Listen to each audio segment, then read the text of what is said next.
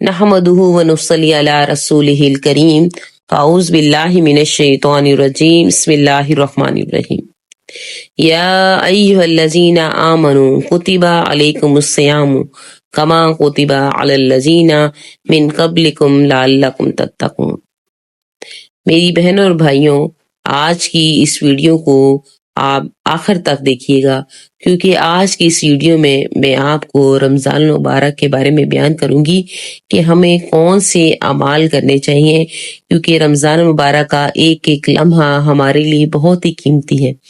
ना मालूम हम अगले रमज़ान मुबारक के महीने में हों या ना हो। तो सबसे पहले मैं आपको अल्लाह तबारक तआला ने रमज़ान मुबारक की फर्जियत को किस तरह बयान फरमाया है ये बताने लगी हूँ कि अल्लाह तबारक तआला ने अपने रब होने के दलील को किस तरह बयान फरमाया कि अल्लाह के अल्लाह होने की दलील है कि वो हाकिम महज नहीं है और हम राहिमीन भी है। हाकिम होता है वो तो हुक्म सादिर करता है कि रोजा रखना पड़ेगा, खबरदार अगर रोजा नहीं रखा तो खाल खिंचवा दूंगा, तुम्हारा भूसा बनवा दूंगा।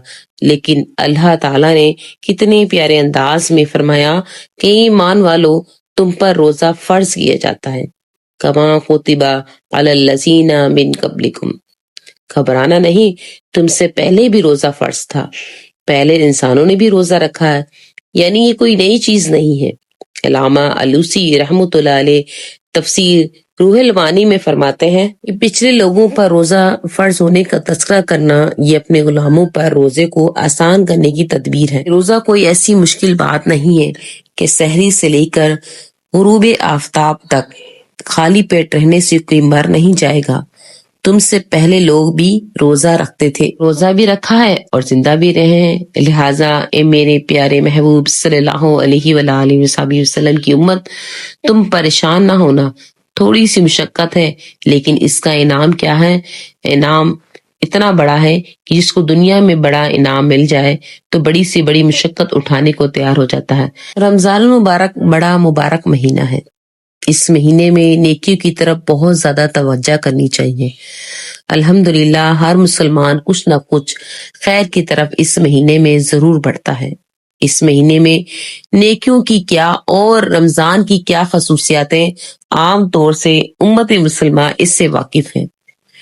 मेरी बहनों और भाइयों, सबका जी चाहता है कि वो ज्यादा से ज्यादा नेकियां करें और गुनाहों से दूर रहें। आज की इस वीडियो में मैं आपको उन बुराइयों का जिक्र करना चाहती हूँ जो इस महीने में अमूमन लोगों से सरजद होती हैं। ये शैतान हर वो तरीका इख्तियार करता है कि वो इंसानों को नेकियों से दूर रखे। वो बुराइयां और मुनकरात जो रवाज देने में इस तरह कामयाब हो जाता है कि अक्सर अवाम बल्कि खास भी बुराइयों को नेकियां समझने लग जाते हैं, गुनाह को सवाब समझकर करते रहते हैं। साल साल के मुशाहिदे करने के बाद वो बुराइयां जो मैं आपको बयान करने लगी हूँ, उनमें से एक बहुत बड़ा रवाज ये हो गया है कि कमसिन बच्चों को रोजा रखा कर बच्चे का फोटो अखबारात में शाया कराया जाता है।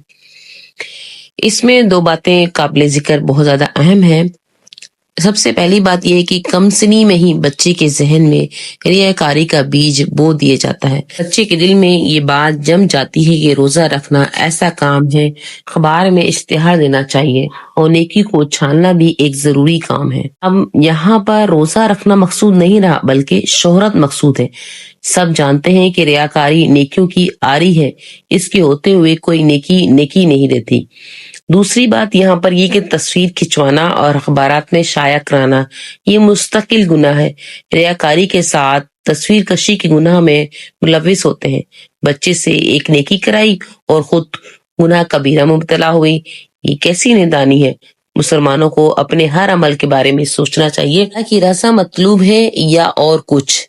एक और रवाज ये है कि अफ्तार की दावतें दी जाती हैं। जब छोटे बच्चों से रोजा रखा कर रियाकारी का सिलसिला चला है, उस वक्त से इन दावतों का रवाज और ज्यादा जोर पकड़ गया है। दावत ज़ियाफत तो अच्छा काम है, मगर इसके साथ ये जो मुसीबत खड़ी हो गई है कि अफ्तार करते करते नमाज मगरिब बिल्कुल छोड़ देते हैं या बाजमात तरक कर देते हैं, ये एक और अजीम खसारा है। ایک اور عظیم نقصان ہے، اگر دعوت نہ ہوتی تو جماعت کی نماز مسجد میں پڑھتے اور 27 نمازوں کا ثواب پاتے، مگر دعوت نے یہ ثواب ضائع کر دیا۔ مزہ رہا جب دعوت انسانی کی وجہ سے دعوت رحمانی کی شرکت سے محرومی ہو گئی۔ بہت سی عورتیں تراویح نہیں پڑھتی اور اس کو صرف مردوں کے کرنے کا کام سمجھا جاتا ہے، حالانکہ نماز تراویح بالغ مرد اور عورت سب کے لیے سنت موقدہ ہے۔ حضور اکرم صلی اللہ علیہ وآلہ وسلم کا ارشاد پاک ہے کہ جس نے ایمان کے ساتھ اور ثواب سمجھتے ہوئے رمضان کے روزے رکھے، اس کے گزشتہ گناہ معاف کر دیے جائیں گے، اور جس نے ایمان کے ساتھ اور ثواب سمجھتے رمضان میں قیام کیا، تراویح وغیرہ پڑھی، تو اس کی پچھلے گناہ معاف کر دیے جائیں گے، اور جس نے شب قدر میں قیام کیا ایمان کے ساتھ اور ثواب سمجھ کر، اس کے اب تک کے گناہ معاف کر دیے جائیں گے۔ بخاری اور مسلم شریف کی روایت ہے۔ حضرت محمد صلی اللہ علیہ وآلہ وسلم نے ارشاد پاک فرمایا کہ روزہ اور قرآن بندے کے لیے سفارش کرے گا۔ روزے کہیں گے اے رب، ہم نے اس کو دن میں کھانے سے اور دیگر خواہشات سے روک دیا، لہٰذا اس کے حق میں ہماری سفارش قبول فرما لیجیے۔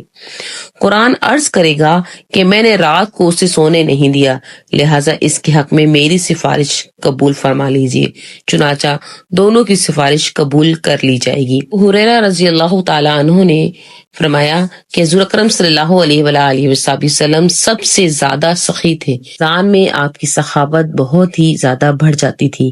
رمضان کی ہر رات میں حضرت جبرائیل علیہ السلام آپ سے ملاقات کرتے تھے اور آپ ان کو قرآن مجید سناتے تھے۔ جب حضرت جبرائیل علیہ السلام آپ سے ملاقات کرتے تھے تو آپ اس ہوا سے بھی زیادہ سخی ہو جاتے تھے جو بارش لے کر بھیجی جاتی تھی۔ مبارک کے بارے میں ہے کہ وہ 4 اہم کام جو ہمیں رمضان المبارک میں ضرور کرنے چاہیے، سب سے پہلے ہے لا الہ الا اللہ کی کثرت، یعنی کلمہ طیبہ کی کثرت کریں، زیادہ سے زیادہ کلمہ پڑھیں، استغفار میں لگے رہیں، ہر وقت اٹھتے بیٹھتے ہر لمحہ استغفار کرتے رہیں، اور جنت نصیب ہونے کا سوال کرتے رہیں، اللہ تبارک و تعالیٰ سے جنت کے حاصل ہونے، جنت کو چاہنے کا سوال کرتے رہیں، اور دوزخ سے پناہ مانگتے رہیں۔ اللہ تبارک و تعالیٰ ہم سب کو دین پر عمل کرنے کی توفیق عطا فرمائے، رمضان المبارک کی رحمتیں برکتیں ہمیں حاصل کرنے کی توفیق عطا فرمائے۔ وآخر دعوانا ان الحمد للہ رب العالمین۔